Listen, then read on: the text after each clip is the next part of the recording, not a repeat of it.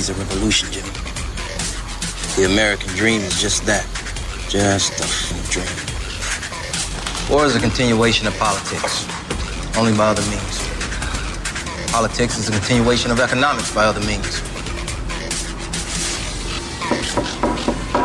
This is our bank. This is our war. And this is our plan of attack. Banks have become an essential threat to our democracy. So consider this justice. Thank you for listening to Revolution Radio, freedomslips.com, the #1 listener-supported radio station on the internet. Please help support this station so this battle can continue forward. Revolution Radio!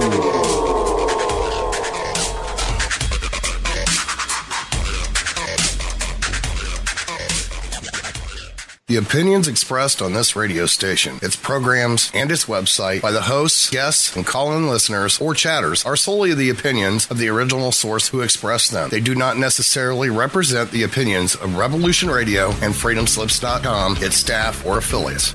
You're listening to Revolution Radio, freedomslips.com, 100% listener-supported radio, and now we return you to your host.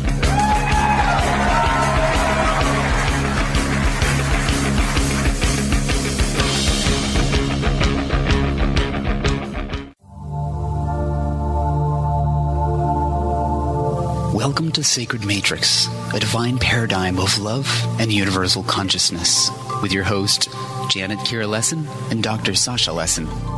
Together, we transform the world. And now, here are your hosts, Janet Kira and Dr. Sasha Lessin.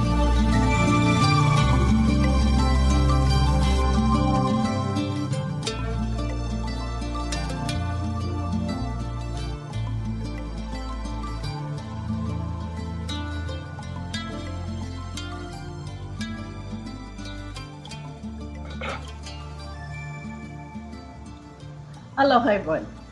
Excuse me. Aloha. Welcome to the Sacred Matrix on Revolution Radio at revolution.radio. And I'm your host, Janet Kira Lessin, with my co-host, Dr. Sasha Alex Lessin. And our guest is Julia Sellers. And I'm just getting a message that she's on Skype right now. So, Ahmad Painter, do you see Julia? Ahmad, can you hear me? I was trying to call her. Anyway, she just said, I'm on Skype. Well, I'll try and add her, but she's showing offline. Okay, I'll tell her. Unless I got some other. Showing offline. See, it just said call failed. Okay, well, not sure Tell her to make sure she's added me. What should I tell her? I was in this Skype stuff. Remember, I gave you her. That one is showing that she's offline. That's what it's showing. Okay. I'll tell her that. How's everybody doing? Once again, hi Sasha, are you there? Indeed, I am. Good morning. Hi, yes. It's afternoon, honey. Can you and Ahmad talk for a little bit, and I'll text her. Say hi to each other. Good evening, Sasha. Hello. Hey, how you doing? Yeah, we have technical difficulties. Yes, we have, as usual. I mean, right. I assume I added the right one because it was the only one that said I had 5 contacts with her. There she comes. She just came online. All right. Well, I'm going to do her intro then, okay? Julia Sellers was born in Banovce. Anyway, Slovakia. I can't pronounce where she was born. She'll have to tell us out of Slovakia. And for socialism, she was sent to study in the former USSR.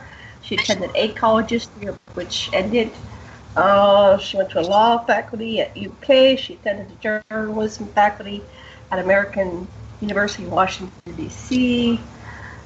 She speaks fluently with 4 languages. She has U.S. and Slovak citizenship. She's here today because she wrote a book about the author. She's a lecturer, author, coach, and she had her first out-of-body experience back in 1995, and since then she devotes all of her free time to studying OBEs. She's interested in quantum physics, free energy, anomalous cognition, near-death experiences, and topics connected to merging science and religion. And she has 3 degrees, fluent in 5 languages, dual citizenship. Her book is called I Have Seen It Tomorrow. This extraordinary book explores out-of-body experiences of her husband, and she's a member of the Society for Scientific Research, and she worked with the Free Association, the Dr. Edgar Mitchell Foundation for Research into Extraterrestrial Encounters. So we work with Free as well, Ray Hernandez and all the gang. I Have Seen It Tomorrow is a fascinating book. It's informative and profound in its implications. The accounts from 2 individuals who have personally and regularly experienced out-of-body states, the wealth of information and details. It takes the reader on a journey of exploration with extraordinary detail of what it can be like to explore the multidimensional nature of reality. And it answers many questions about the possible nature of reality, our interactions with non-human intelligences, what happens to the soul when it leaves physicality, what is it really like on the other planets and dimensions, we're talking about the nature of time, what is consciousness and the potential future for humanity. It's called I Have Seen It Tomorrow, and her pseudonym is Iris Christ, but she's known as Julia Sellers. Okay, sweetheart, Dr. Lessin, are you there? Yes, you're there. Hi. How you doing, all? Glad to be here with you tonight. Hi, Julia. So where are you in the world right now? What part of the world are you calling in from? Well, actually, I'm in Europe, in a small state in the heart of Europe. It's called Slovakia. It's a former Czechoslovakia. Oh, okay. So there, that cleared that for me. Sasha, would you like to say hi to Julia? And the man say aloha to Julia. Aloha, yeah. Slovakia is to us a heroic thing of secession from the Czech Republic, which was peaceful and helpful. And it was just like a real inspiration for us that you can't have peaceful transitions. Exactly, yeah. Well, I'm surprised you know about it. Well, Sasha, Dr. Lessin is a historian. Oh, that's Go ahead, great. Honey.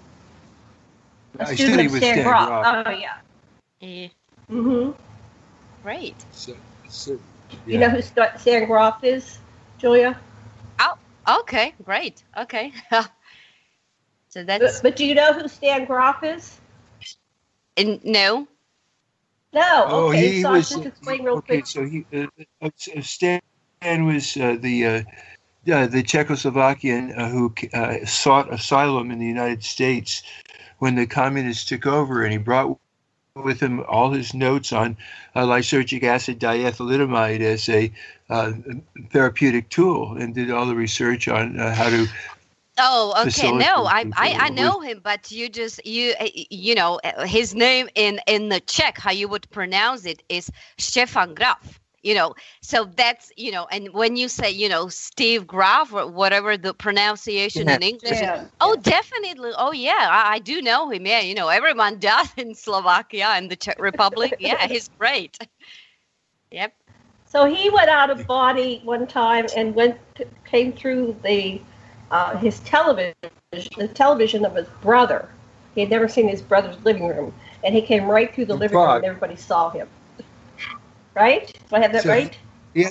No. So Stan was in California or in Maryland, I forget which, and he sent his consciousness came out. He said the television set in his brother's place in Prague, and then he was able. He draw and describe everything that in that room that he'd never actually physically been in before. That's possible, yeah. Yeah. So, and so holotropic breath work, which and LSD facilitated and theogenic work, comes to the same kind of thing, that you basically, the most amazing remote viewing, and you realize the concept of remote is merely a linear concept, that everything is really connected. Yeah, I mean, you can get out of body easily when you breathe certain way, and part of a breathing, you can easily, like when you switch between the right and the left, nostril, you go like, and you just do it quickly, and you do it for, a longer period of time, it can take you out of body. And there's, many techniques that basically would help you, get out of body. But also you can get out of body, naturally, spontaneously. You can just be walking, talking, drinking coffee, whatever, and now the next thing you know, you're out of body. So yeah, out of body experience actually is it's a phenomenon that contemporary science does not know how it happens, or what the factors are, or what neural mechanism there are, that would help you to go out of body, or what will take the consciousness out of body. But you have many out-of-body experiences on different levels, actually. It's funny because, what the science would tell us, that out-of-body experience is experience during which the center of consciousness, or yourself, appears to the experiencer, appears temporarily occupy a different position than your physical body. So basically the consciousness occupy a position which spatially is remote from your physical body. And basically what happens is that you perceive the world from a location outside your physical body. You can end up on the ceiling, you can go further than that.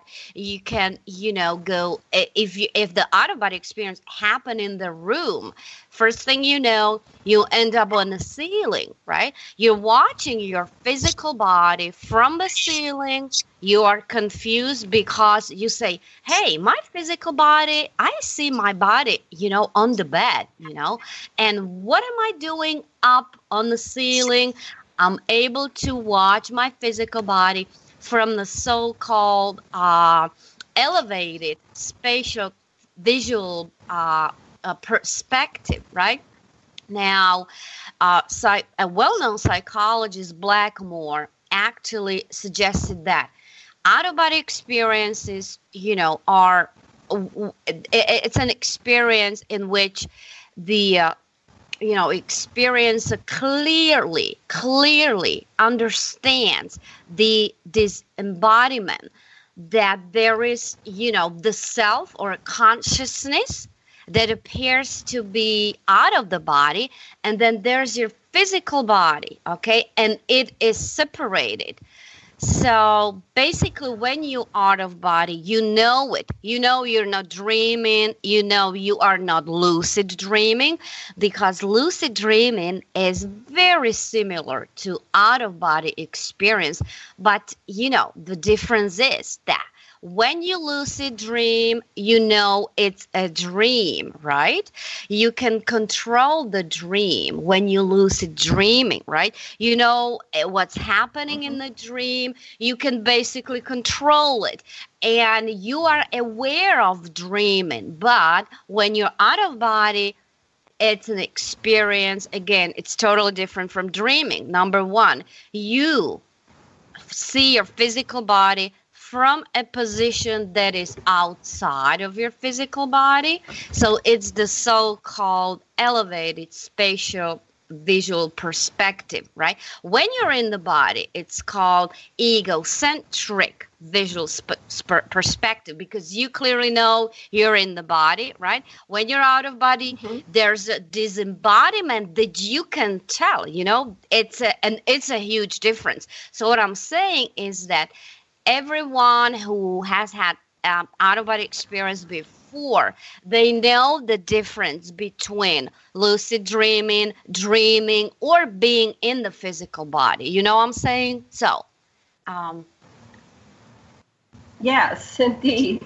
So a lot of people do have out-of-body experiences that, you know, sometimes they're in surgery, they find themselves above watching their surgery, and they, you know, symbol it as like a near-death experience. Some people just, I've been traveling out of my body all my life, and I don't know how common it is. I kept it to myself for many years. I've been talking about it because I'm now in the field, but for years it was like, you know, what do I do? Go down and tell my parents? I didn't tell my parents. I didn't tell anybody. And so I was, you know, an adult. So how common is this ability to go out of body? Can everybody do it, or just a percentage of the population?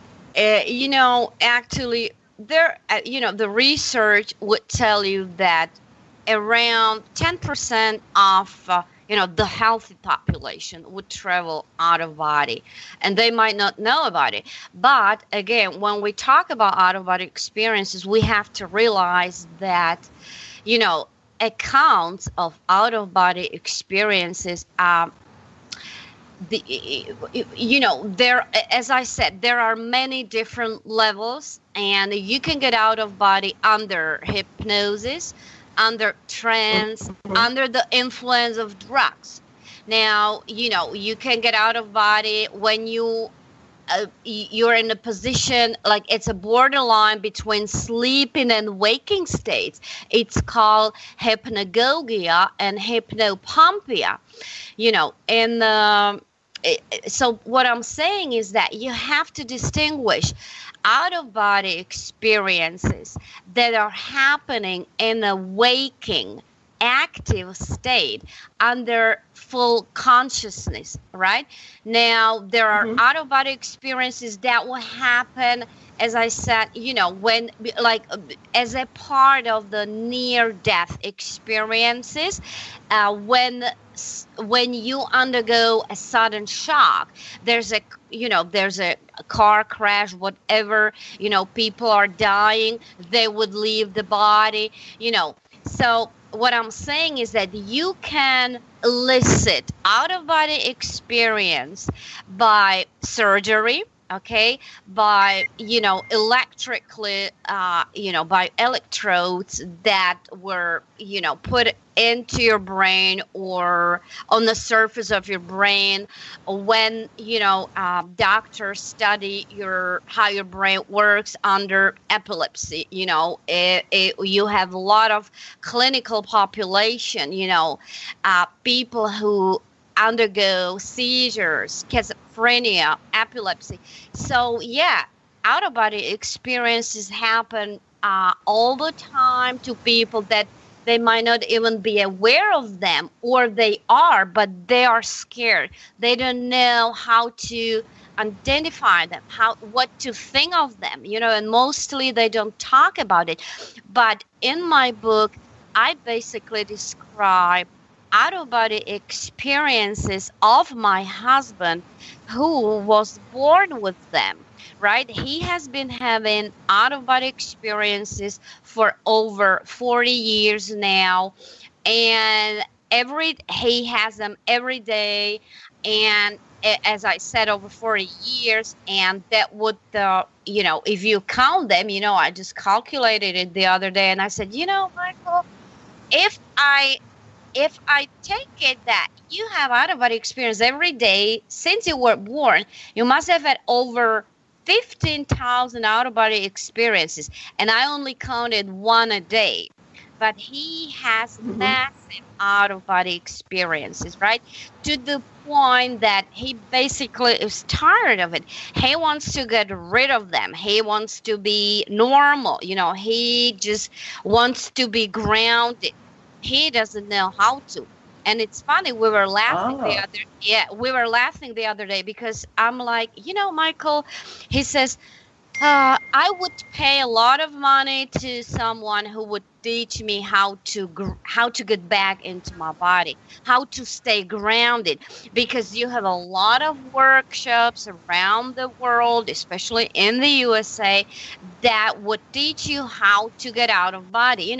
People are interested in learning how to get out of body. My husband, Michael, would like to get grounded. He doesn't know how to get grounded. So it's funny because he's tired of his out-of-body experiences. He's been traveling a lot. He sees a lot of things during his travel, and he's kind of tired of it by now. I can tell you that. Yeah. Well, I wonder if there's something that had the initial trigger. Go ahead, Sash. I find that it's useful before people can disidentify with the body, for them to identify with the body, to realize that their body has a voice that has that they can hear but not be taken over by, so they can identify or disidentify with the body. Then it is easier to allow them to access out-of-body experiences. First, they have to experience being embodied. Oh, definitely. Yeah, definitely. As I said, Michael, when he was small, right, when he was a child, right, it was happening to him. But the funny thing was that he did not know what is happening to him, and he thought that what he experiences out of body, everyone does. He thought it's normal to everyone. So he really did not talk about it until he was 18, 19. And until then, he thought that whatever was happening to him out of body, it's a normal feature of everyone, of every, healthy individual. He thought that people were born with it because it was happening to him. So he, didn't have a reason to think that it's not happening to his classmates. You know what I mean? So basically, right.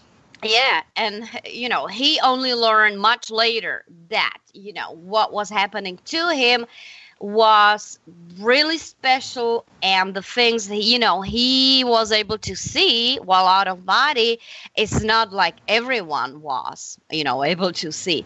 So, right. Yeah. Did he remember when it started, like what was going on? And yeah. Have him here. What was going on in his life when he had his first experience? Yeah. Well, so the funny thing is that he has been through the so-called conscious birth. I don't know whether you've heard of it before, but he remembers when his mother was giving birth to him.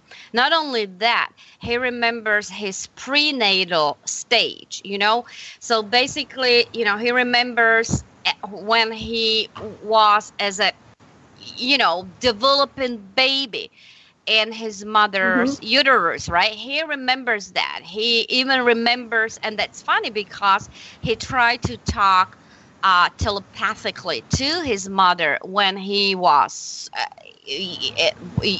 developing baby in her uterus, and he was kicking a lot. And sometimes, his mother would say, "Oh, the baby's kicking," and he would reply to her, "Mom, it's not my feet kicking. It's my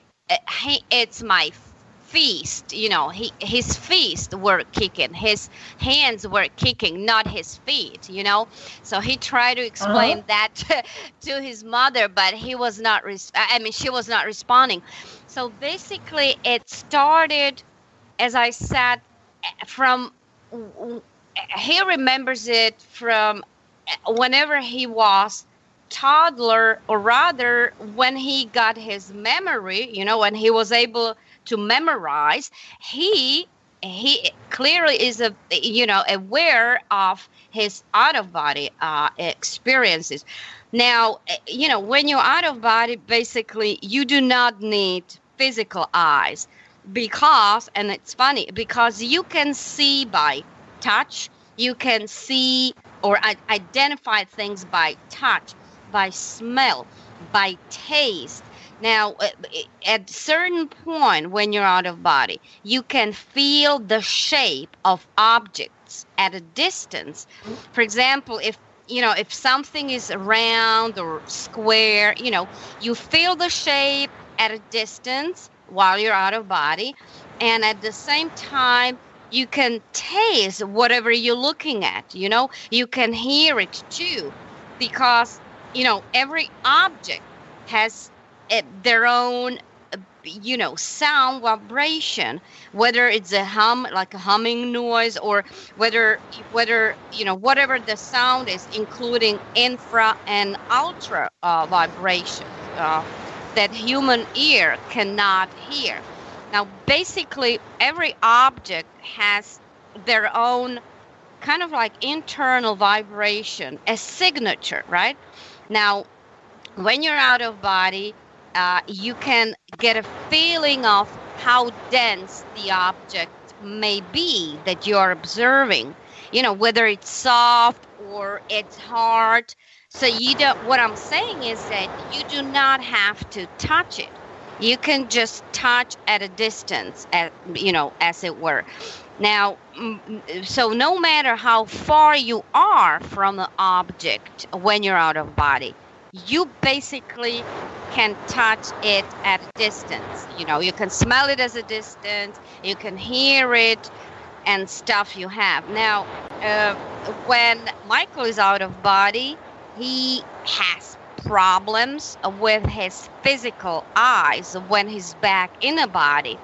The funny thing is that sometimes he cannot read through his eyes.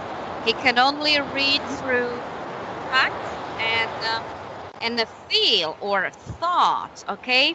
Now, sometimes when he types on the computer, he types through the shape of air.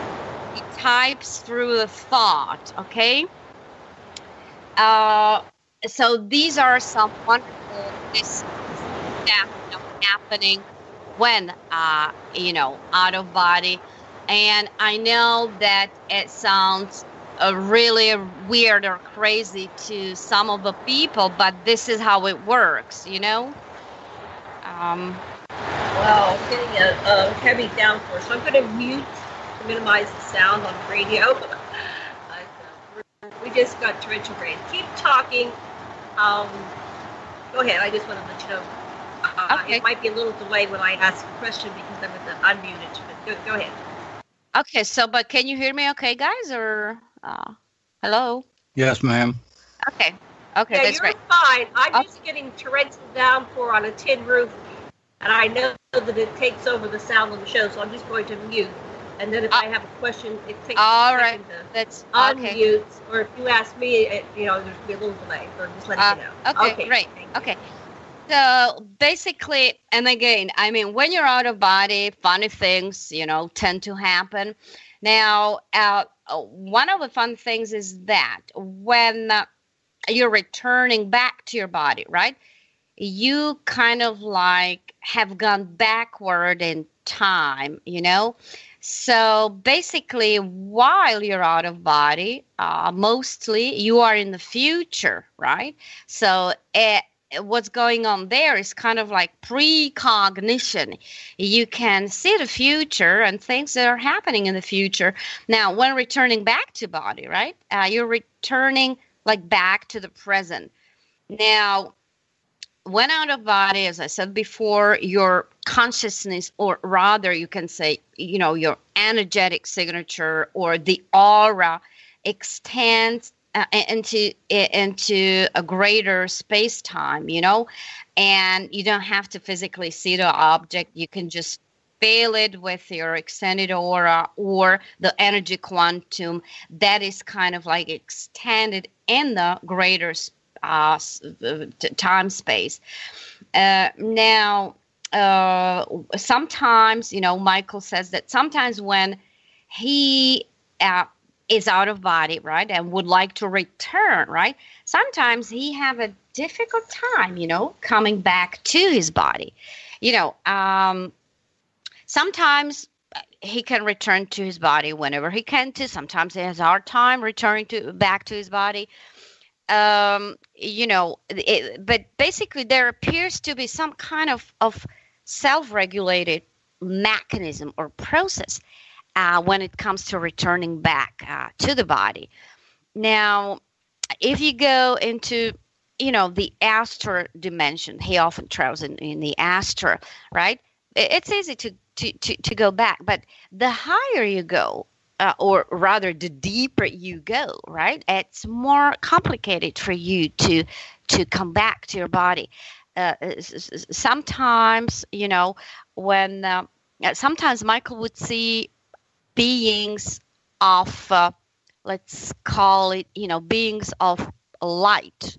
They're like plasma beings that have no physical bodies attached to them.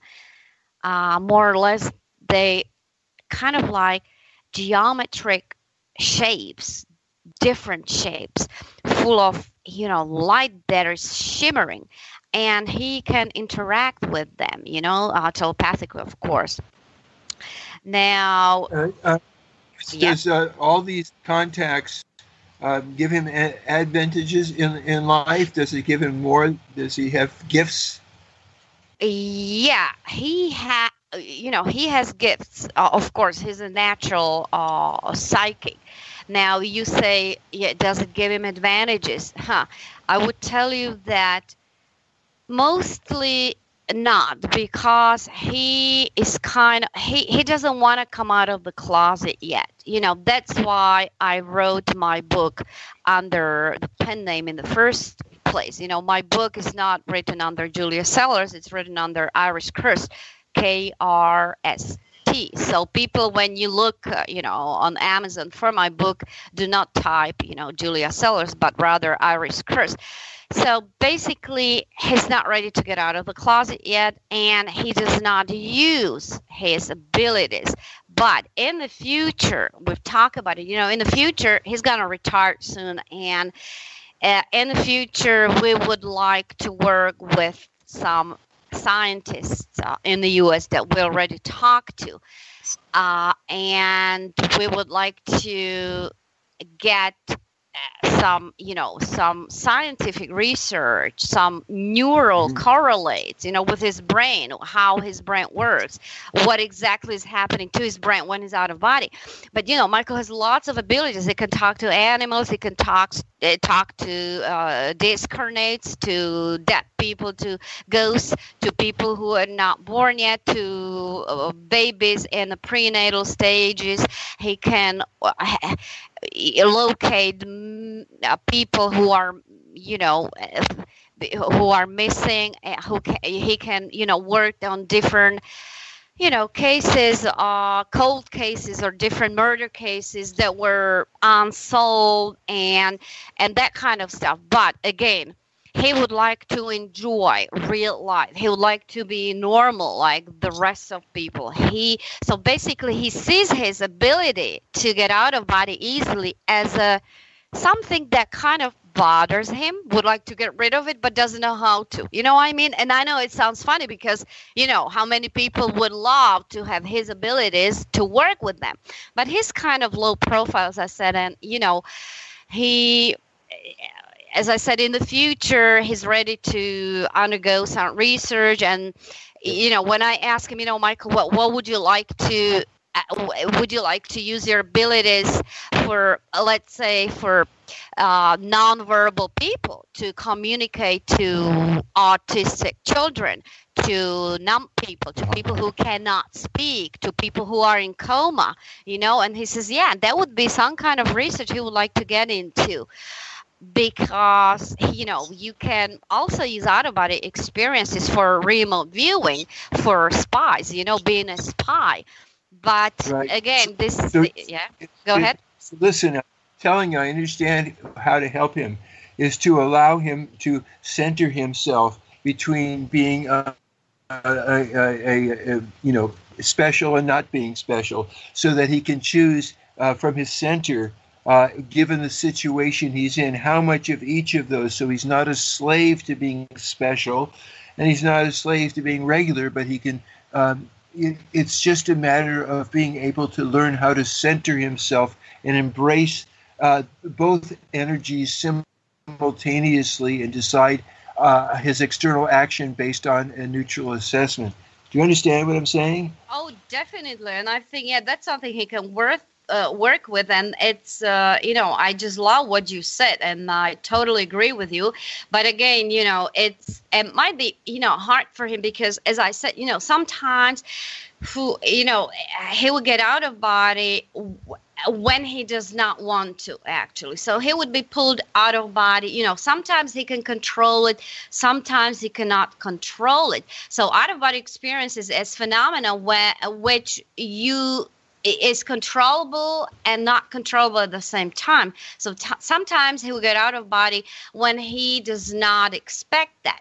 Sometimes he can control it, but sometimes he can get out of body when he's at work, while working, and it bothers him because, he has, work to do. Why is he out of body, So it's kind of tricky. It's not easy, Yeah. So, yeah. Wow. Thank you. Yeah. Yep. Fascinating. So, yeah. Wow, poor guy. So he's at work and all of a sudden he's out of body. What does his boss think? Oh, good question. It, sometimes, and I know because I'm laughing over it, but, there's nothing to laugh about.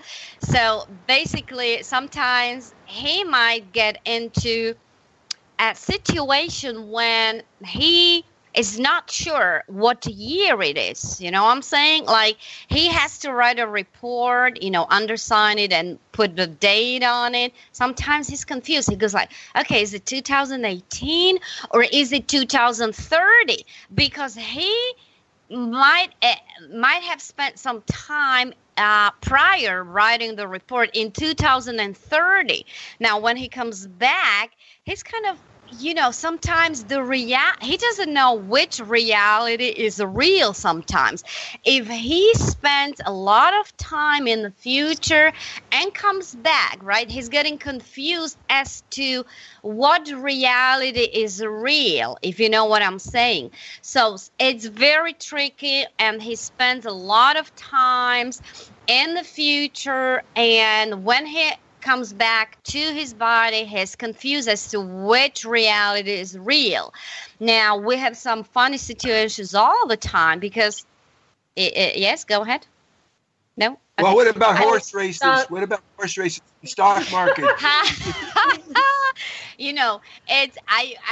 try to ask him, Michael, why don't you use your abilities for something like, predicting horse racing and stuff like that? And he says, Julie, this is not ethical. He says it's not correct. He says he has some ethical issues doing that. Yeah. He says that would not be right. So whatever it is, but sometimes he would get things right, he would just, and sometimes it's funny because I'll tell you how it works with numbers. When you're out of body, okay, majority of times you see things upside down, right? Upside down, meaning that if you see some numbers, like let's say 3 and it's upside down and a mirror image, it could become like 6 and 9, you know what I'm saying? Or if it's 7 and it's upside down and like a mirror image. So it gets tricky because when you're out of body, and I can tell because I've been out of body a number of times, you see things 180 degrees inverted, so to speak. Not only that, you see things from it's called the so-called circular or global vision. So you see things like 360 degrees around. What it means that you see things in front of you, behind you, and from the sides. So you go crazy because can you imagine looking at a cup in front of you and you see the cup in front of you, but at the same time, you see things happening behind you and on the side. So it's kind of tricky. You cannot tell the numbers when you're out of body. Some of it is distorted. Sometimes when you're out of body, you see things a little bit different. The colors are different. The shapes are a little bit different. They can get wavy and moving around you, so it's not that easy. When you're out of body, you can move through walls. You can move through doors that are locked. When you're out of body, you can move through human people, through people. Like you're out of body and you're fly away somewhere and you end up on the street. So you're on the street. It's not you. It's not your physical body. It's not the matter out there.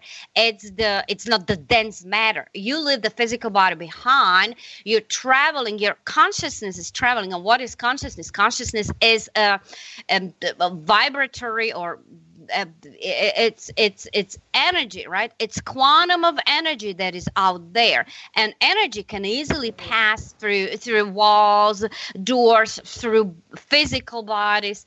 So it's not that easy to predict numbers when you're out of body. You can get confused easily. Okay. Has he ever gone to a future where there's no human beings? Oh, you mean like he interacting? We're no longer there. Oh, like we wiped ourselves out. Or what is he seeing when he goes to 2030? A lot. Yeah. The world looks a little different. Like he told me, that in the future, right, we will be able to change the colors of the walls by pushing a button. You push the button and you have an interior design with the colors on the wall the way you want it. It can go from green to yellow to red, whatever. Now, also in the future, he told me that you would have some it would not be real food, but he says there would be a pill or something you would put in a glass of water, and after you drink it, you would get a feeling like your stomach is full, like you just eaten, and different things. Like you get certain pill, it will give you a feeling like you eaten pizza. You get another pill that will give you a feeling like you're eating chocolate. Yet another pill will give you a feeling you're eating a steak, And it's funny because it just spilled. Did you put in the water? You drink the glass of water, and you feel like you've eaten pizza, chocolate, cake, whatever. So these kind of things. But Michael also, loves, traveling through, like the moon or Mars. And as a matter of fact, he has been to Mars many times. And, he said, there used to be a water, there used to be lakes and oceans on Mars. And it's funny because I know he's not making it up, because when I visited, I've been to America last year for a couple of months, visiting my parents-in-law. I took my kids there and everything. And as a matter of fact, it was in July last year. I was watching a live hearing of the U.S. House of Representatives Committee on Science, Space, and Technology, right? And they were having a congressional hearing, right? And there was a guy who works for NASA, and this guy was responsible for the Mars mission. And the congressmen were asking him, well, what about Mars? Do you have any information about how the red planet looked like, how it looks like now? And the guy said, there were lakes and there was sea on Mars, right, in the past. But it's funny because the same information I got from Michael in my diary that I wrote back in 1998, and he was telling me about water on Mars, about he's seen some oceans, their seas and lakes.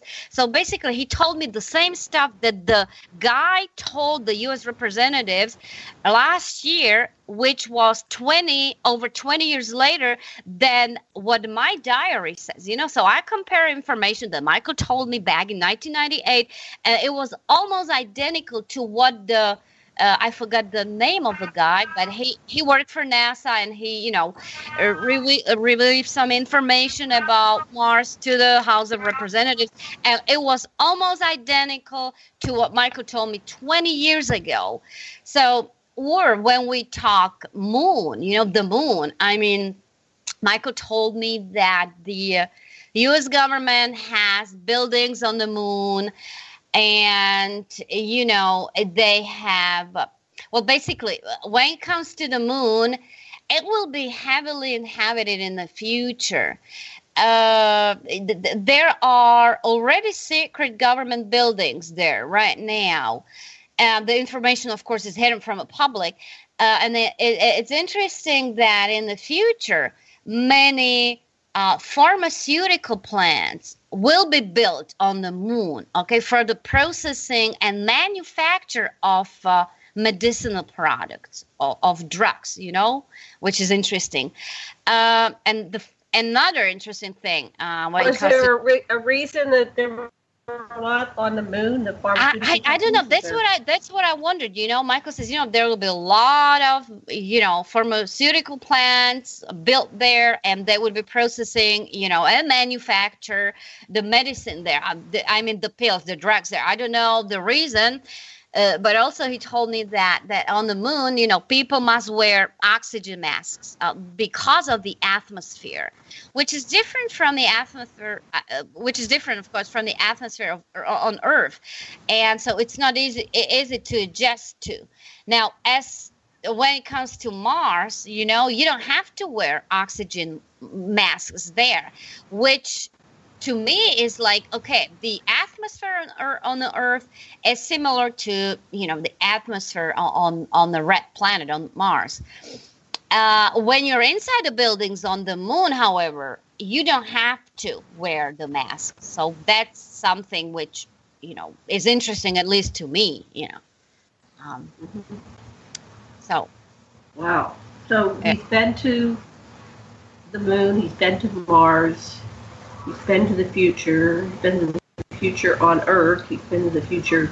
So do we still have planes and cars, or have we moved into something beyond fossil fuel technology? I haven't talked to him specifically on that, but in the future, I know that there won't be cars as we know them, today. Everything would be different.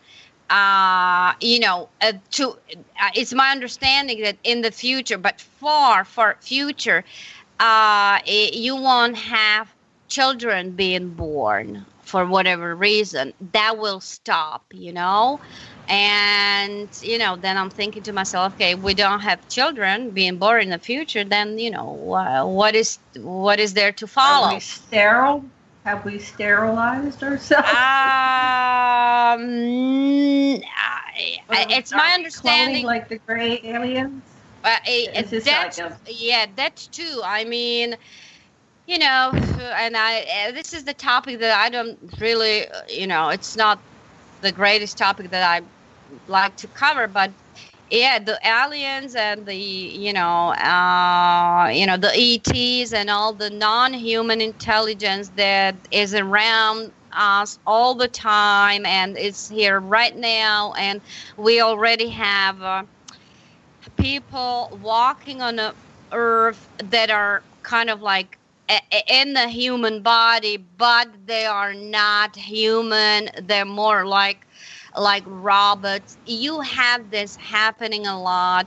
Michael sees a number of different non-human intelligences or ETs or, extraterrestrial around him all the time. He does not interact with them because he says, if I don't talk to them, they don't talk to me. But he personally has told me he has seen over 100 or couple of hundred of different ETs, right? So it's not like there's only one, two races. Oh no, there's many of them. There's hundreds of them, and they're here. At least Michael can see them. However, he does not interact with them, or he does not like to interact with them. So is he afraid of them, or is there fear around it? It's just there's no reason to. I know he interacts with his the beings of plasma. I call them he calls them the its. Okay, they have no gender, they have no physical bodies, they are no ETs. They are kind of like the higher levels of non-human intelligence that he interacts with. They have no bodies. They are just like blobs or plasma beings, right? He just interact with them, but he would not interact with lower ETs or non-human intelligence. He has no reason to. They're around, he's aware of them, they're aware of him, but unless he would approach them, they would not approach him. That's how that's what my understanding is, and that's what he's told me, is happening. As I said, Michael has, when he's out of body, he he's able to travel through different dimensions. It's inner dimensions. Now, it's funny because you can travel within, if you just change the dimensions from the third to the fourth or the fifth, okay? It's like within one density. Let's call it density, because it's my understanding that the different dimensions are in pairs of 3. It's like 1, 2, 3. It's one density. Then you go 4, 5, 6. Okay, different density. Then you go 6, 7, and 8 dimensions. That's different density. And if you travel, like from the third to the fourth to the fourth, when you travel within the first 3 dimensions, right? It's like the 3-dimensional space of time. That's something else than when you cross from the third to the fourth, right? Or from the fourth to the fifth and the sixth. It's higher dimensions that are kind of like they divided with the void. It's magnetic void. And if this magnetic void is gone, okay, you blend into different dimensions, and you do it automatically.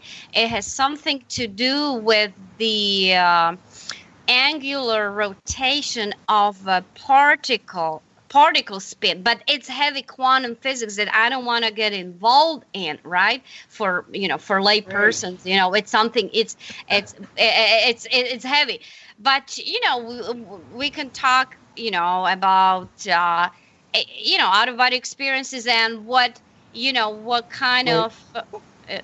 I want to know what it's like to be a mother of a kid like this. What it did to you have this person as your son. No, this is her husband. But what do your children think of him? What did his mother think of him? Yeah.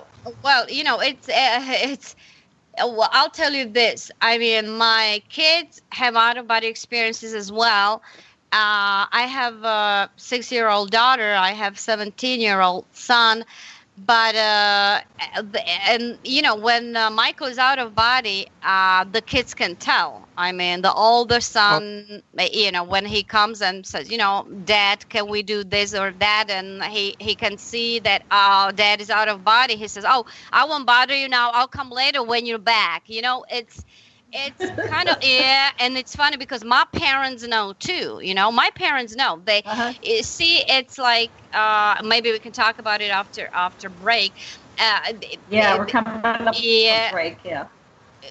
So you look different when you're out of body comparing to when you're not, and we can talk about it after break and other exciting things. So when is the break? In 1 minute. 1 minute. Oh, okay. So we can. Okay. Yes. Go ahead. Yeah, it's good. We'll pick that up. But you know, I just wonder if he looks like he's dead or just looks like he's sleeping or what does somebody. Well, actually, you know, not really, because with Michael, when he gets out of body, suddenly he can be sitting talking to you and get out of body. Right? And when he gets out of body, his eyes would be half closed, right? His eyes would be half closed, and when he moves and he's out of body, he would move very slowly, and it looks funny. It looks like a robot is walking. You know, like there are the robotic movements, kind of like slow down movement, and you could tell. What if driving? Oh, wait, honey, stop. We'll be back in a few minutes. We're taking a commercial break. Back in about 5 minutes.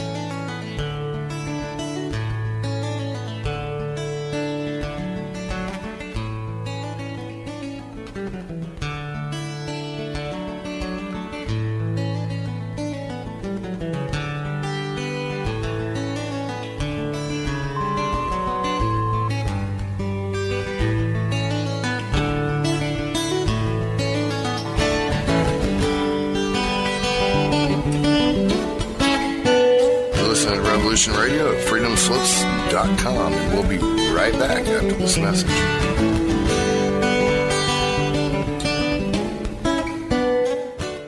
You need some more speed records in this day and age. You need coverage. Coverage? Oh, you mean them little root weevils that crawl around popping off cameras in your face?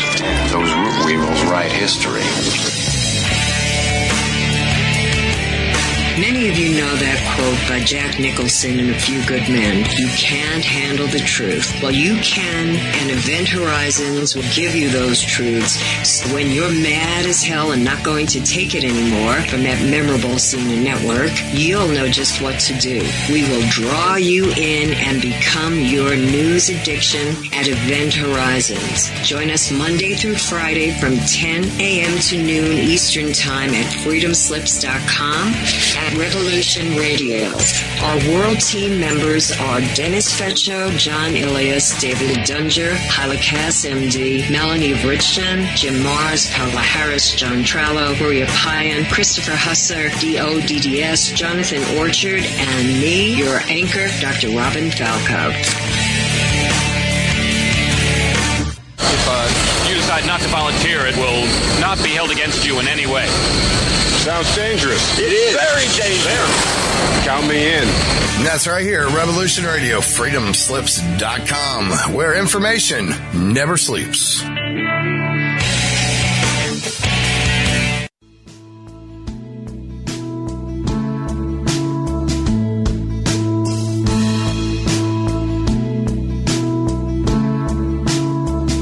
Is your data safe?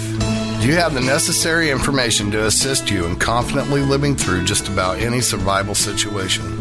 Is survival and gardening, off-grid living, medical knowledge, or even natural or man-made EMPs on your list of personal concerns? Do you have your documents and your personal information in a safe place in your hands where you know where it is? Well, check out our preloaded EMP-proof thumb drive.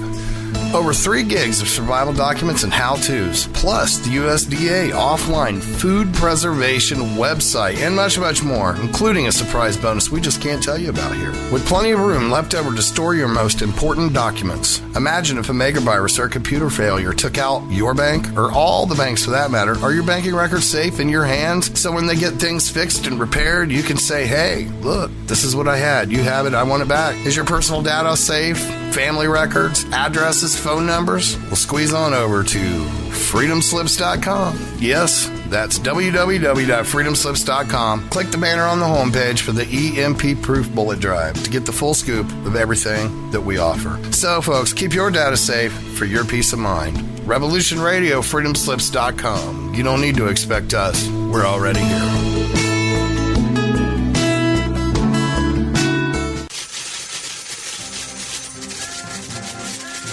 In breaking news, a visiting Syrian diplomat reported today that their population is evolving rapidly and advancing into a 5th dimensional consciousness. They are seeking peace with all cosmic cultures, which may mean that the Earth will be asked to join the prestigious Galactic Federation of Light Alliances. Please join Debbie West and Michael Hathaway on Lost Knowledge, Saturdays, 3 p.m. Eastern Standard Time in Studio A, for the latest breaking news on the Star Visitors' peaceful contact and the ongoing project of cleansing the Earth. This is the people's war. It is our war. We are the fighters. Fight it then. Fight it with all that is in us. And may God defend the right. Warning! Warning! We've got to stop them! They're going to kill us all! See how the trouble you've started? Be they the government, be they industry, be they organized labor, be they anyone, or human beings. Time when the operation of the machine becomes so odious, makes you so sick at heart that you can't take part. You can't even passively take part. And you've got to put your bodies upon the gears and upon the wheels, upon the levers, upon all the apparatus, and you've got to make it stop. And you've got to indicate to the people who run it, to the people who own it, that unless you're free, the machine will be prevented from working at all. Revolution Radio at freedomslips.com, the #1 listener-supported talk radio station, throwing ourselves upon the gears of the machine. Revolution Radio, where information never sleeps. You called down the thunder, well now you got it. Right, you tell them I'm coming, and hell's coming with me, you hear? Hell's coming with me! Revolution Radio!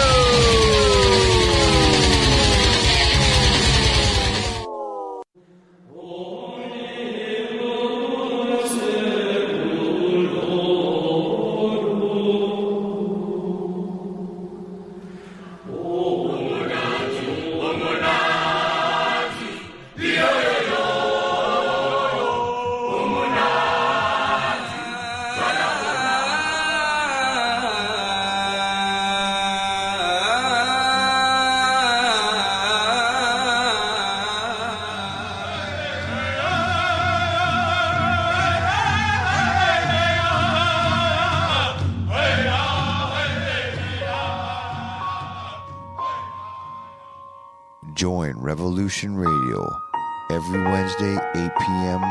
Eastern Time on Studio B for Momentary Zen with host Zen Garcia at freedomslips.com, the People Station.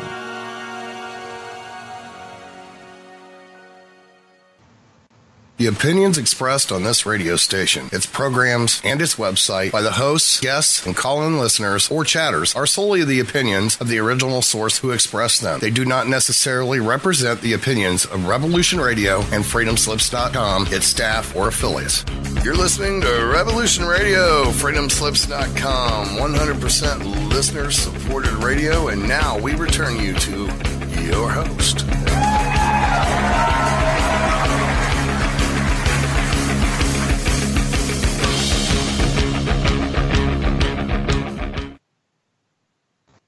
Aloha and welcome back to the Sacred Matrix on Revolution Radio at revolution.radio. And I'm your host, Janet Lessin, with Dr. Sasha Alex Lessin and Mad Painter Thomas Becker and Julia Sellers. We're talking about her husband and she both have the ability to go out of body, and they may come to your living room tonight. But before we get back to our show, we're going to talk about this is a more fascinating subject.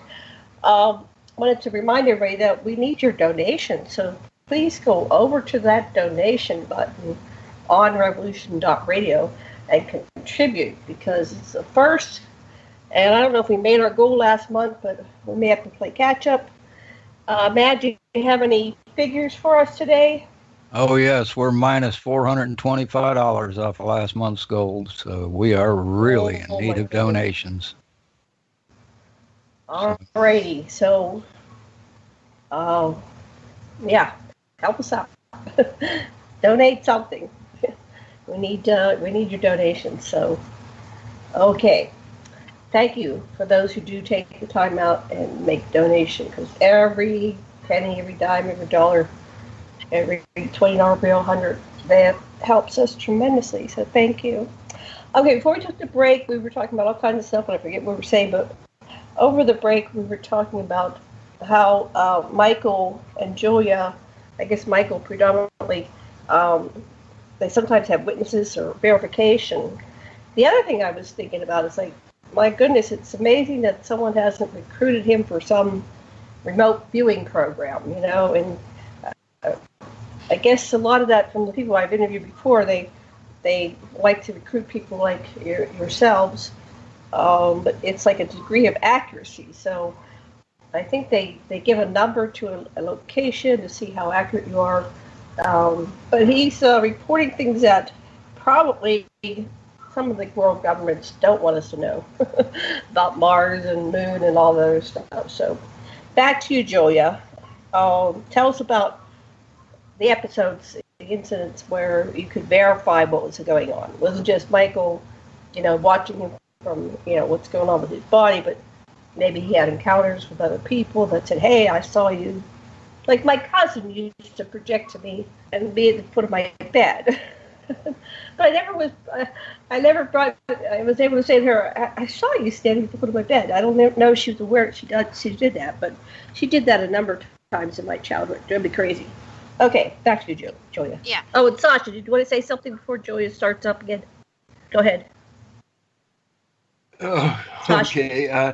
Listen, Julia, I'm left worrying about what happens. Does Michael ever go into a trance while he's in a car or driving a car or something like that? Yeah. Actually, he does it all the time. But the funny thing is that, when he drives and he gets out of body, which he often does, right?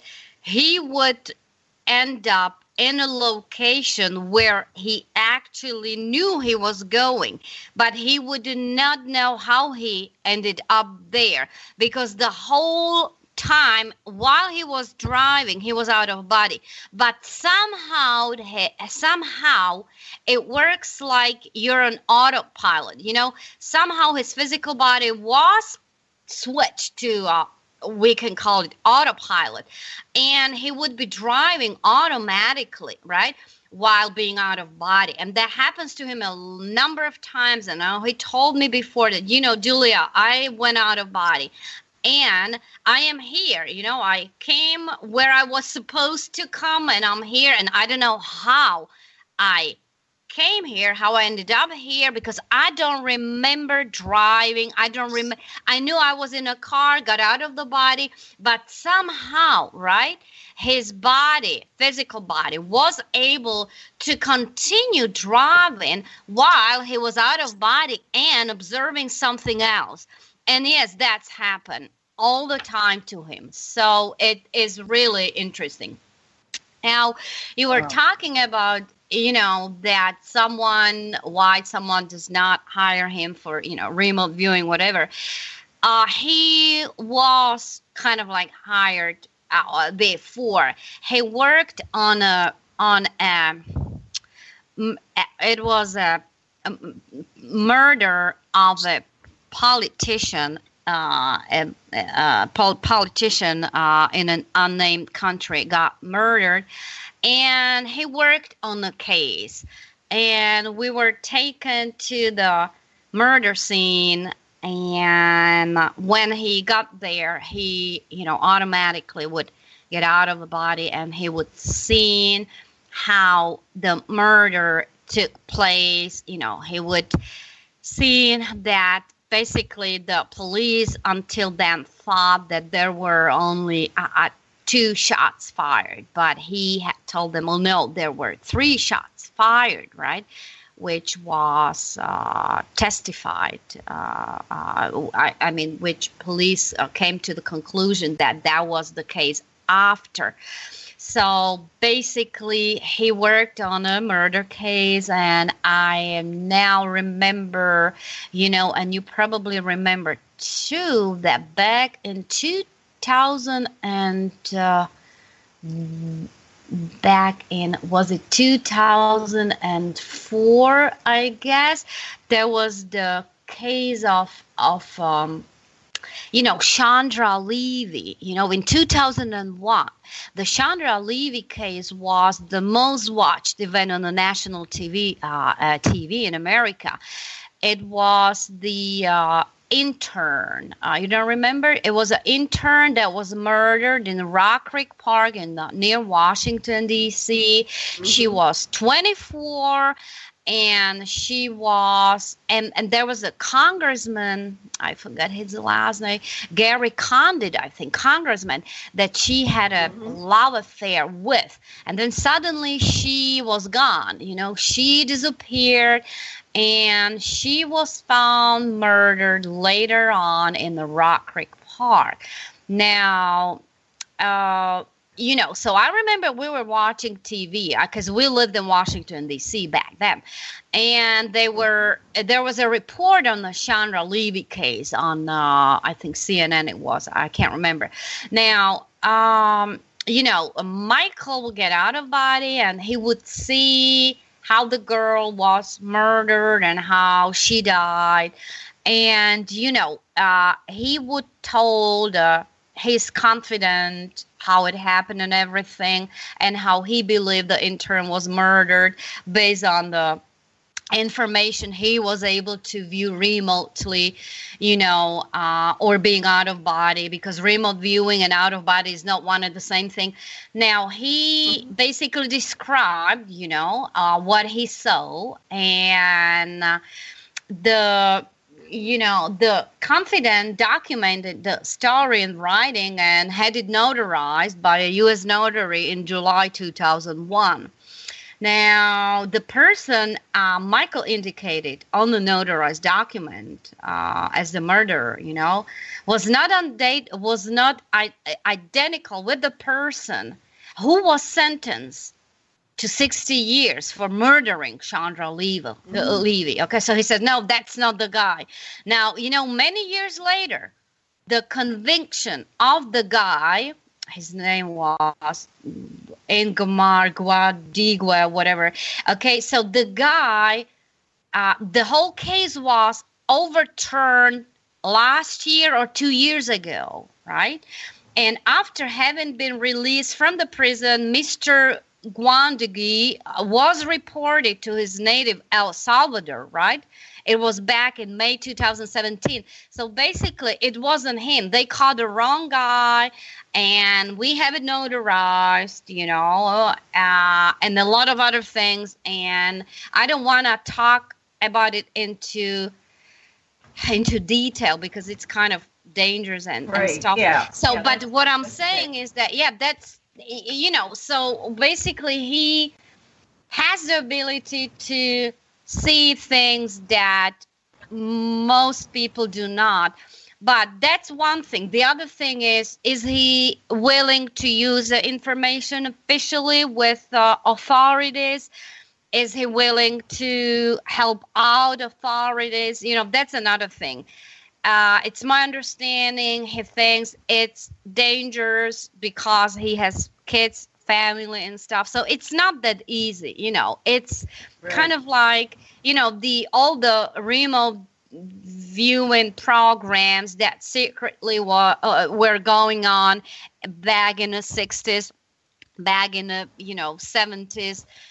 We have some disclosure right now going on where, the government would say, yes, we funded heavily, remote viewing programs. And we used people such as Ingo Swann was a great remote viewer who also had the ability to get out of body. He would do both remote viewing and out-of-body viewing, because as I said, it's not one and the same thing. Basically, when you're out of body, right, you see things in 3D. You are part of a scene which you are observing. You kind of like observing something, so you are the observer and you are the observed at the same time. While when you remote view, there's no 3D. You remote view from a point in your mind, be it a third eye, whatever. But when you're remote viewing, right, you see pictures, black and white or in color, or you do not see pictures, you see some symbols, and then you try to figure out what the symbols mean that's associated with remote viewing.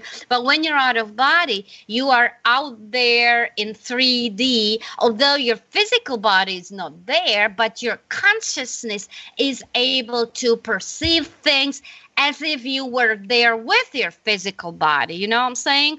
So basically, there's a difference between remote viewing and out-of-body experiences. That's what I'm trying to say. Wow. Yeah. Okay. Sasha or Thomas, do you have a question or feedback? I don't. I think she's doing pretty good. Okay. I can just talk forever, and I just have many things. I just wondered. Here's what I just want to give them a chance if they have a question. Go ahead. Yeah. What's really cool is if you could give us a directed visualization for people who aren't driving their cars right now, how they can have some. It's useful to them. Or to the planet. Could you lead us in a remote viewing visualization, please? Oh, can I give you a remote viewing visualizations? Yes, please. Over the radio for millions. Oh, no, not right now, because I can't get out of body right now. If Michael was here, I don't get out of body at will. I have out of body spontaneously, right? Like I can be trying to fall asleep, and the next thing I know, I end up on the ceiling watching myself, from the ceiling. The next thing I know that I am able to listen to people speaking on the street while I'm sitting, or my consciousness is sitting on the ceiling. I'm able to, pick up some feelings of people that are walking on the street. I'm able to know what people in the house, like when I get out of body in my house and I end up on the ceiling, I am able to tell you what kind of show my son on the second floor is watching. Because although I'm in my bedroom, right, confined within the four walls of a room, I can hear with my ears what's happening in the next room. Okay, I can hear through the wall, so I can tell my son, if he would tell me, oh mom, I was not watching that, and I will tell him, oh yeah, you were watching it, and I told you many times not to watch the show, and you were. And he would tell me, how do you know I was watching it? You were fast asleep in your bedroom. And I'm oh yeah, I might be have been fast asleep, but I was on the ceiling at the same time, and I can't tell, or I could tell you were watching this and that. So this is kind of funny thing that happens too. But yes, but it's funny. Can't get anything over on mom. Exactly. Sure. But when you're out of body, you have many different kinds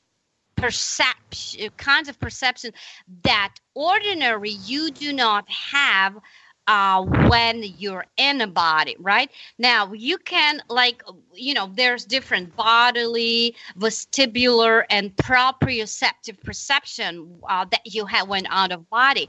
There's a presence of variety of physical sensations, such as, vibrations of various intensities, emanating directly from the inside of your body. Now, when you're out of body or when you're getting out of body, guess what? You can hear your own heart beating as if you were inside of your physical body. So basically, normally you don't hear your heart beating, but when you're out of body, you hear the voice or the sounds of your own heart beating as if it was turned on the radio, like when you listen to a radio and you hear sound coming out of the radio. This is how clearly you can listen to the beats of your own heart when you're out of body. Now, you can have different sensation of body shaking from the side to the side. The shaking seems to be provoked by buzzing vibrations that emanate from within your body. Now, you have different sensations of floating. You have, like it happened to me, I had a sharp burning pain or burning sensation in the sacral region, okay, as well as the energy centers of the coccyx, is the tailbone, right, in the back, And sometimes I had an experience of traveling through a tunnel. Now, the vast majority of people who have experienced traveling through the tunnel are people who underwent the near-death experience, right? You have the tunnel with the near-death experiences. But I had it when I, went out of body. Now, you watching your own body from an elevated position, mostly ceiling or the side walls, when you're in an enclosed space, you can see your own physical body contours, the double or the parasomatic body, the etheric counterpart, whatever you want to call it, which mostly would look transparent or glowing, or it would have like intense white color, like milk color, you can perceive the self, your consciousness leaving the body or moving away from your body.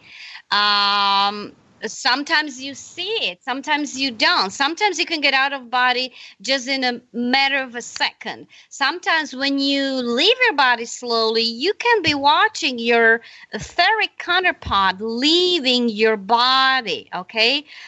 You can sometimes even, get a clear sense of there's an ability of the experiencer to control your body remotely, right? Now you get a strong feeling of being taken into another space or dimensions or remote past or distant future, or an environment that you can tell that is very different from terrestrial, right? That, what you're perceiving right now is not terrestrial. It's some kind of different environment.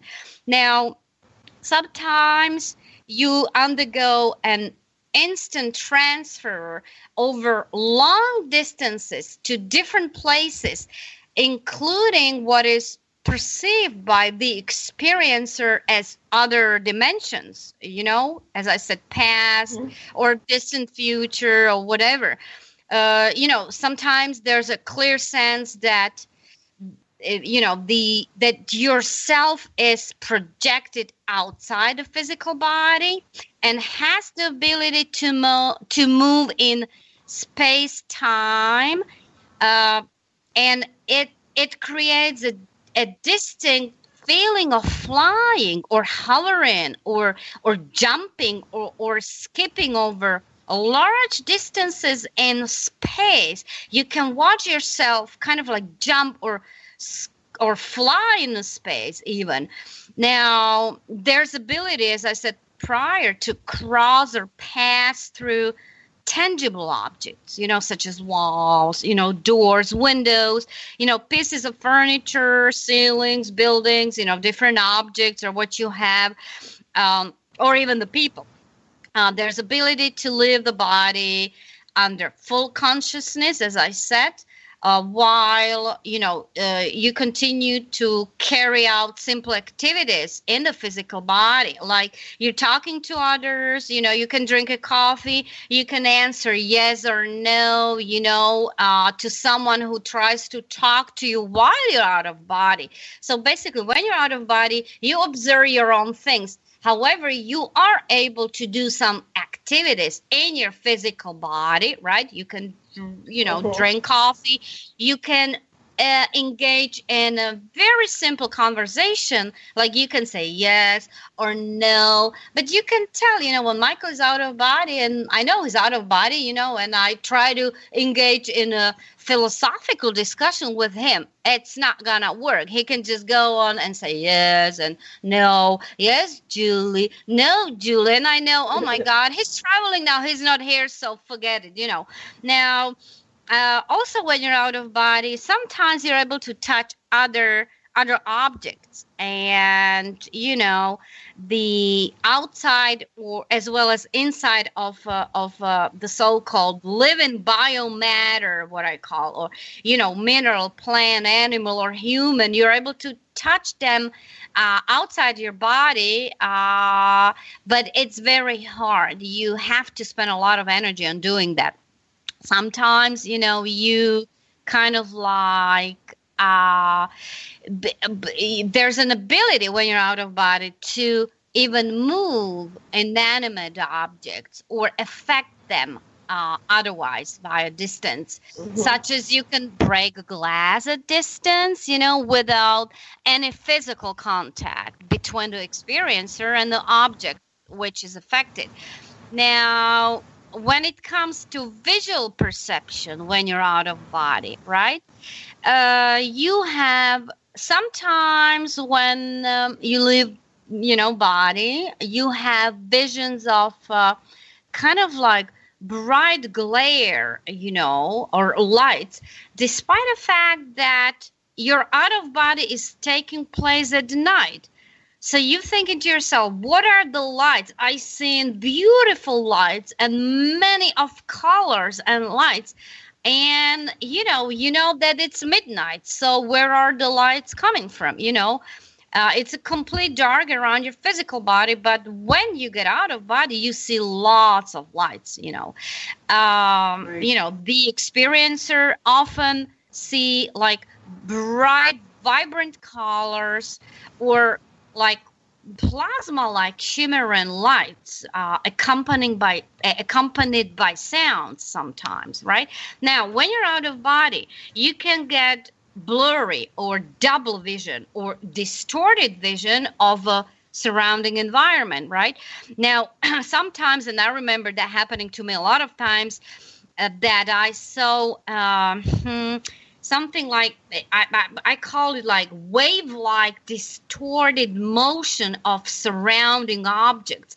Like the objects are moving, like there's a clock on a table moving, but it's like a wave-like distorting motion of the clock, even though the clock is not alive, of course. But when I'm out of body, I see it moving, kind of like talking to me, Now there's a change of shape. Yeah, there's a change of shapes of surrounding objects in an unusual waves.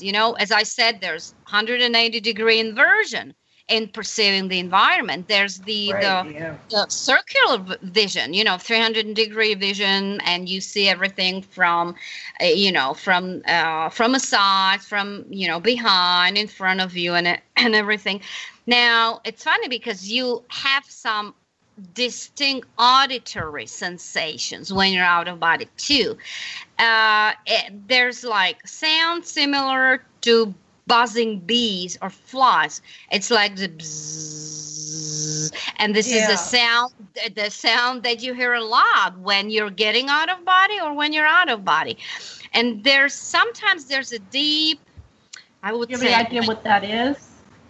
The B sound? Yeah, it's vibration coming from within your body, because vibrations as such do give out noise, right? The vibration, when the vibration has certain amplitude or intensity, they would give out noise, right? It's an internal noise that normally you do not hear when in the body, but when you're out of body, suddenly you are able to hear the vibrations that are happening within your body, and you're able to hear them loud when you get out of body, right? Sometimes you hear the sound of bells, or it's similar to like metal objects when colliding with each other, or sound similar to like rattling or ticking or whizzing or whatever, Now you hear inner sounds coming directly from within the body. Now you can hear the sounds of your own heartbeat, of your pulse, and the sounds seem to be coming directly through the experiencer physical ears from outside in. Although they're happening only in your body, you hear them like coming from outside, like from a nearby radio. And it's really funny because you're kind of getting confused, like, what are the sounds? What is the noise? Where does it come from? Now, as I said, when you're out of body, and Nikola Tesla has that too. He was a frequent out-of-body experiencer, and he had the ability to hear people talking at considerable distance, and the parents took him to a doctor because, they said, our child is able to hear sounds coming from miles away, and he was diagnosed some kind of, disorder, actually, but no one knew at that time that he was having out-of-body experiences, and all the funny sounds and noise that he was able to hear or listen to was basically coming based on his out-of-body experiences. So what I'm saying is that there are different, the ability to hear people talking at considerable distance when you're out of body is something very normal. It's a typical sign of out-of-body experience. Now, you hear through the walls, as I said, Now, sometimes you can get what is called sleep paralysis. I'm not sure whether you heard of it or not, but sleep paralysis is... I've heard of it. Yeah, it's body paralysis or inability to move from the place where the body is located at the time of being out of body. So it's kind of paralysis of either the whole body or certain body parts, such as, inability to close or open the eyes. It's like your eyes got stuck. You cannot close them. You cannot open them. And sleep paralysis is a sign that accompanies a lot, out-of-body experiences. And a lot of people who are frequent out-of-body experiences actually go through sleep paralysis prior to getting out of body. Okay, now, when you're out of body, there's a anomalous perception in the form of extrasensory abilities. Extrasensory perception of information drawn from other human beings, including unborn, including animals, trees. You can get information from trees, from plants, but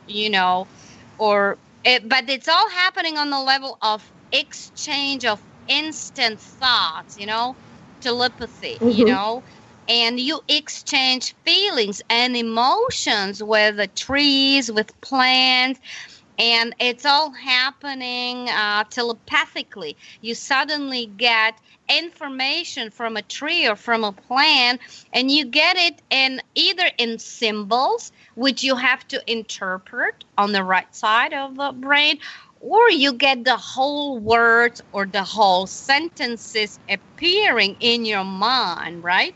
Now, what kind of emotions do plants have? It depends. It depends. But I remember when, and this is, that happened 4 years ago in our garden, when my son broke a branch of a tree, right? And Michael talked to him, to my son, and Michael walked up to the tree, and he was able to telepathically interact with the broken branch of a tree, and he said, the tree felt a pain, and the pain that the tree felt, Michael was able to feel as well. And he says, to my son, that, what you did to the tree, you kind of broke the energy or energetic signature of the tree. Not only trees, but also human beings have the so-called energetic signature that is a part of your physical body, and the energetic signature has the feelings and emotions, within them.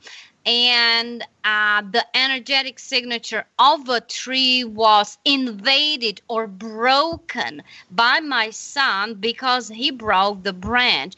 And Michael talked to the tree telepathically, and he says, I could feel the pain of a tree. Whatever the tree was experienced came out as a emotion within the physical body of Michael. So he says, I understood it as an emotion.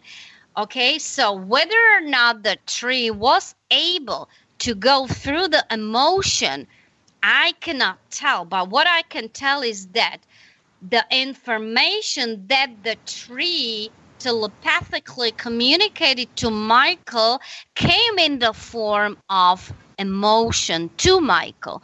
And the emotion was one of hurt feelings or pain. So Michael was able to experience the emotion of a broken branch. I know it sounds crazy, but this is really how Michael. That's delightful. So, Michael, you hurt the tree's feelings.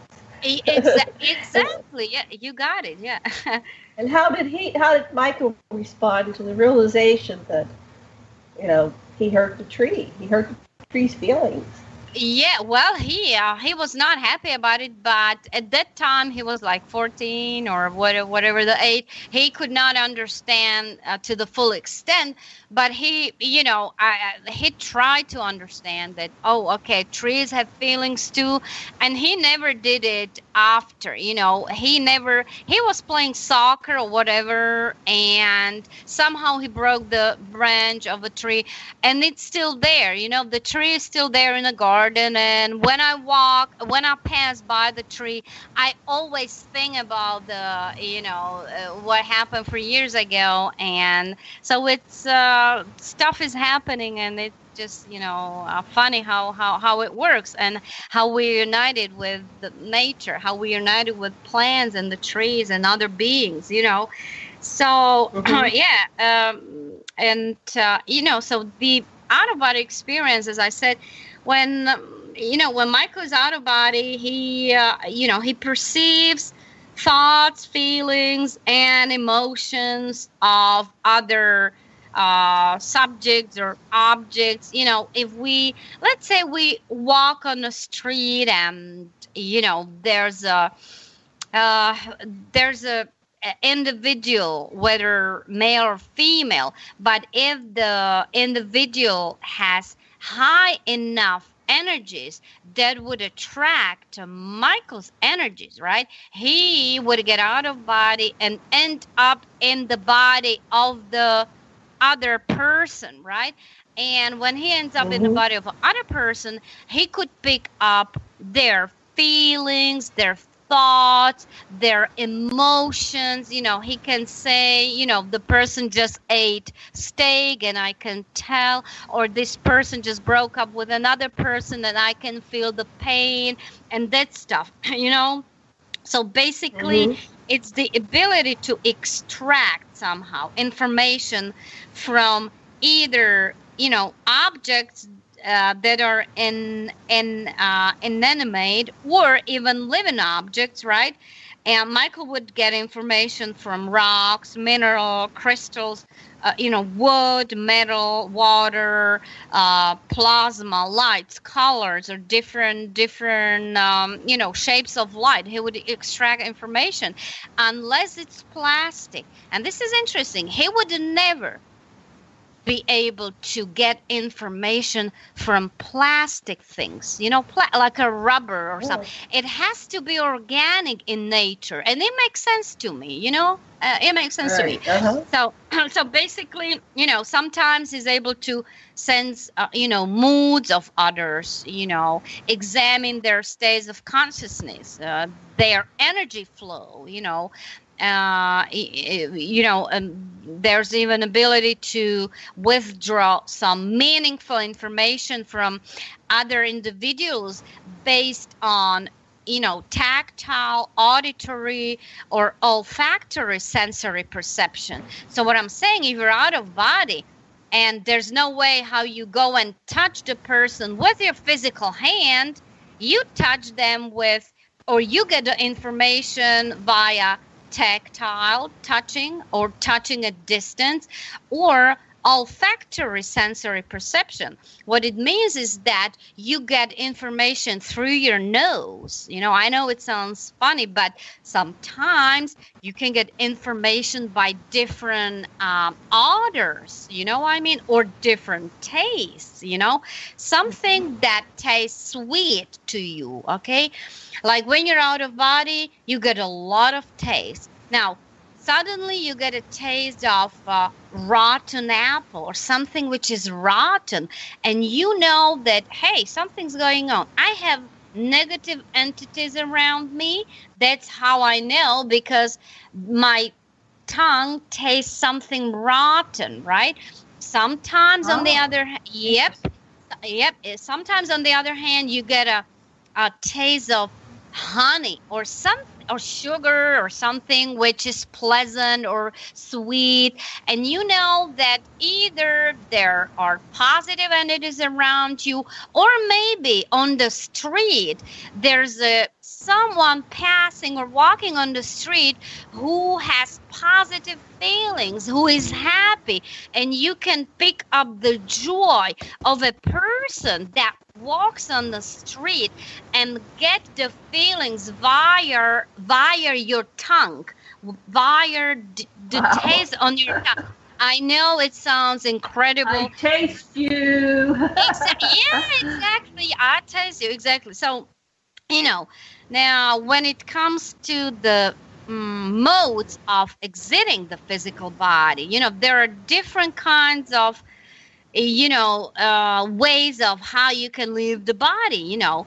Now, sometimes you leave the body in a waking state, you know, while fully conscious, but without intending to do so, and unexpectedly. As I said, that sometimes Michael would be sitting or working on a computer and suddenly he would be taken out of body unexpectedly, you know, so he cannot kind of like navigate it, and you know, sometimes he would get out of body willingly, you know, sometimes just out of the blue.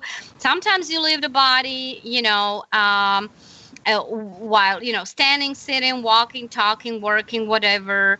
Sometimes, however, you would awaken from a deep sleep or semi-sleep or lucid dreaming, and you would find yourself out of body, okay?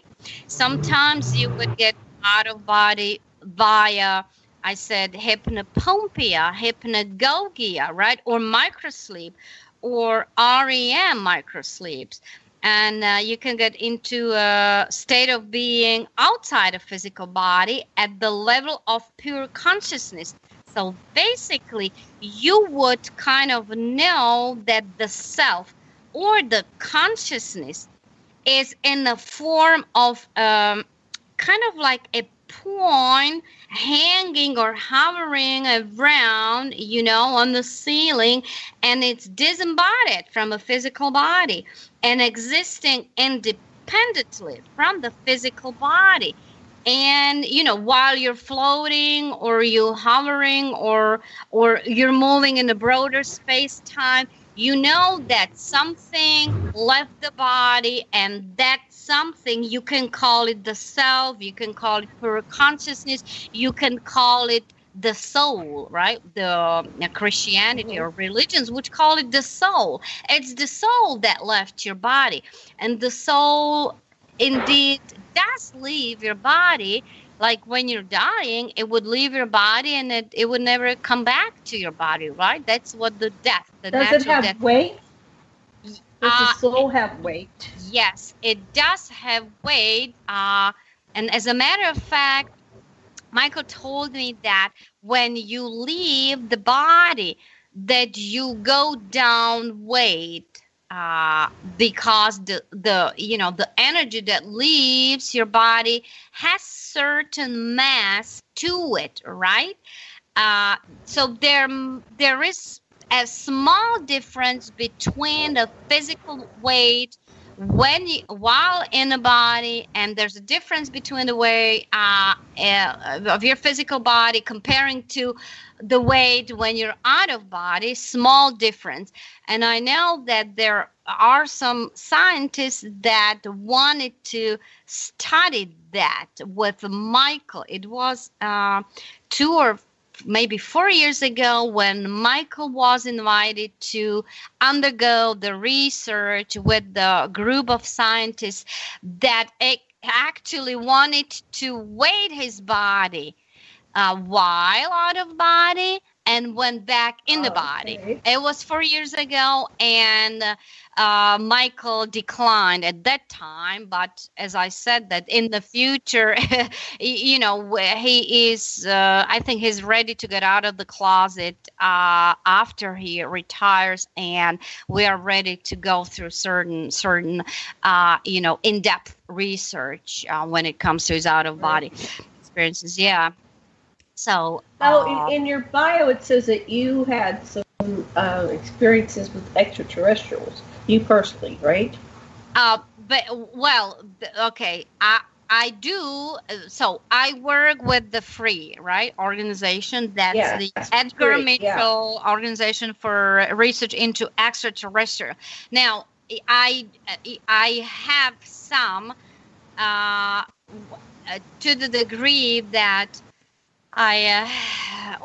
20 years ago, 20 years ago, when I started to have my out-of-body experiences, I was visited by a being that looked human, but whether it was a non-human intelligence or other kind of intelligence, I do not know. I just know that this non-intelligent, non-human intelligent was talking to me and kind of explaining to me what they were doing to me at that time when I was leaving the body. But Michael has been in touch with, as I said, the higher non-human intelligences that he calls the its, and that are basically that are trying to be around since he was born, and they kind of navigate his life and tell him what to do and how to do and how many children to have and why it's important to have the kids and what the kids' future is and why they are important. And so kind of like I know about the future of my kids and their kids and other generations to follow and what will happen to some of them. And again, I'm very cautious at this point to talk about it openly because Michael is not comfortable about talking about it at this point. And so I don't want to invade his privacy or, we agreed that for now we rather not talk about it. But in the future, we might be able to talk some of the things that we know are happening to our family, mostly to our kids and to their future offsprings, why they're here and what they will be used for in the future. But as I said, at this point, I'd rather not discuss that. I'm not saying in the future we will not, but at this point, I rather not talk about it.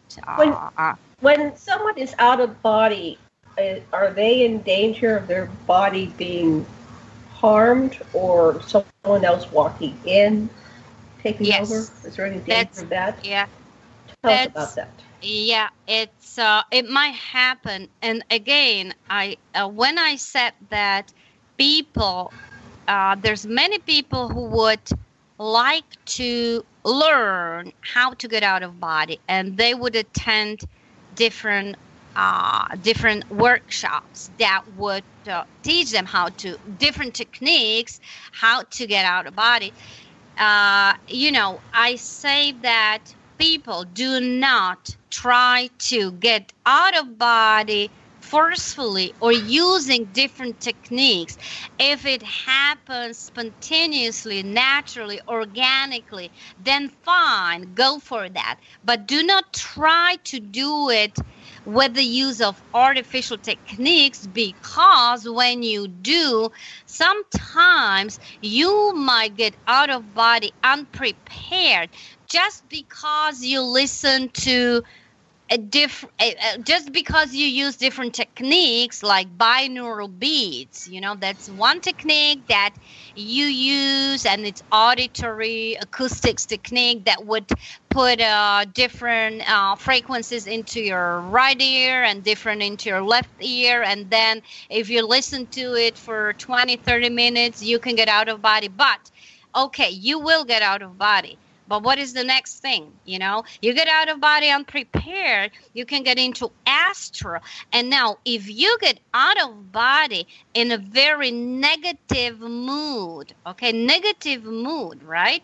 You can end up in an astral. And because your negative mood, you will automatically, via resonance, magnetically kind of interact with the negative entities in the astral that automatically, based on your negative feelings, would be attracted to you and to your energetic body, and they would just suck on it.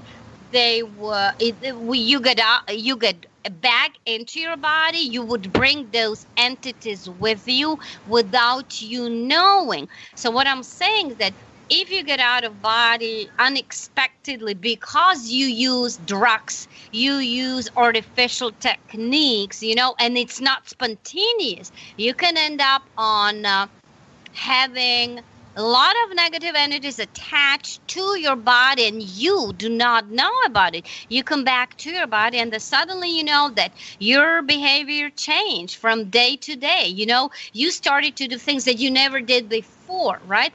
And that's the negative entities that you brought with yourself upon getting back to your body after your out-of-body experience that you kind of forcefully, or rather that you got from using different techniques.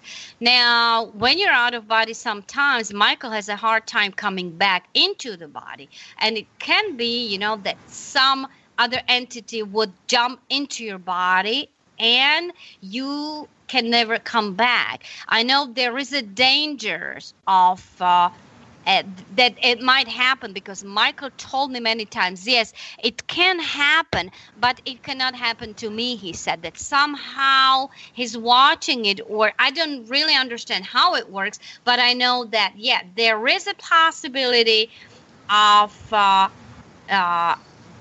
that you won't be able to get back into your body, or there's a possibility that while being out of body, you get a lot of negative entities attached to your energetic body, to your light body, right? And you come back into your physical dense body with a lot of stuff from the astral, and you do not have to be aware of it at all. So yes, stuff happens. Yeah.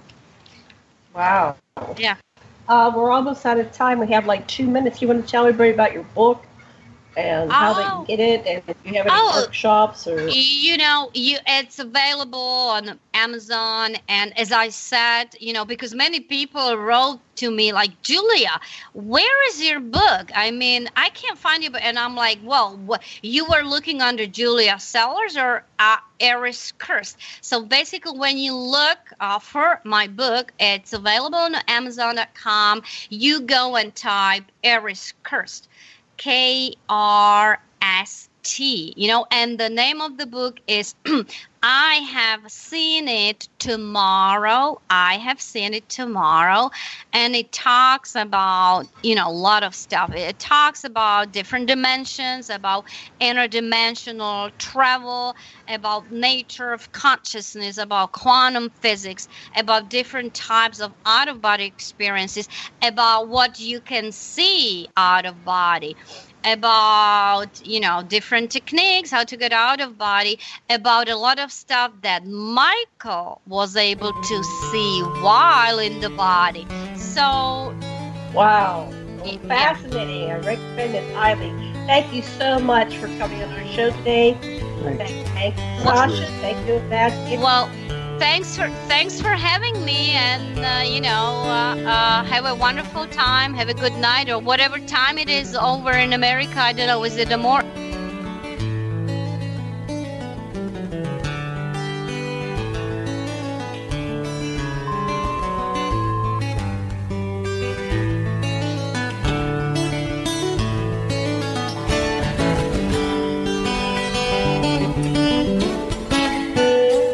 Revolution Radio at freedomslips.com, and we'll be right back after this message.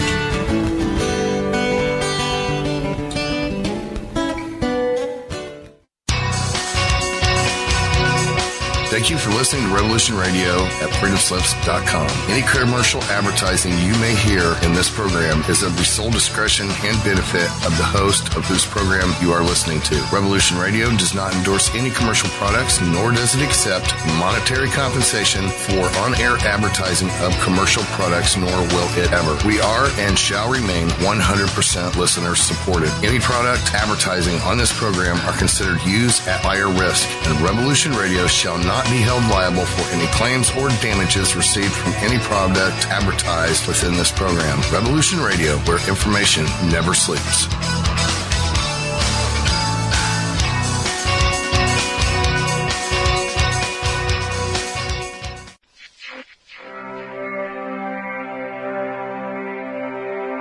Oscar's freeze. That's your cerebral cortex looking for an answer it doesn't have. See? Even your brain knows you're screwed. Your body's filling with adrenaline right now, whether you know it or not. Your heart's beating fast. It's getting a little harder to breathe. The neurobiological system is telling it to run, but your knees are too weak to move. Fear is not real. The only place that fear can exist is in our thoughts of the future. It is a product of our imagination. causing us to fear things that do not at present and may not ever exist. That is near insanity. Do not misunderstand me. Danger is very real, but fear is a choice. We are all telling ourselves a story. You're listening to Revolution Radio at freedomslips.com.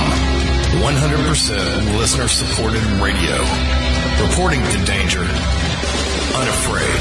Right here, where information never sleeps. Revolution Radio.